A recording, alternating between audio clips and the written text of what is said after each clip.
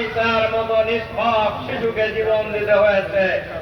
তার কারণে প্রতিনিয়ত মানুষ খুন হচ্ছে, কিন্তু কোন খুনের বিচার হয় না।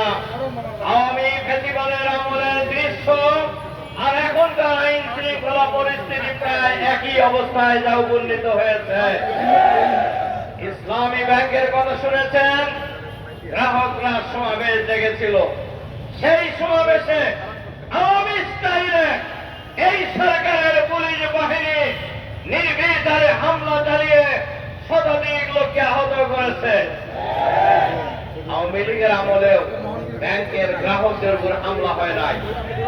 এজন্য কি আমাদের স্বরাষ্ট্রমন্ত্রী বাহাদুর, আপনি কি জবাব দিবেন জাতির কাছে?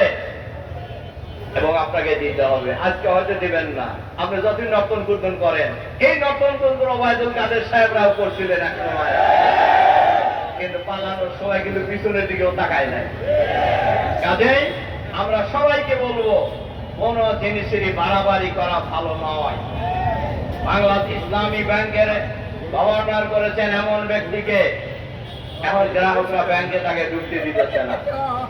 যিনি ফেসিবাদের আমলে হাসিনা নিয়োগ করা লোক, তিনি নানান অপকর্মের কারণে ইউনূস সরকার তাকে পদচ্যুত করেছিল।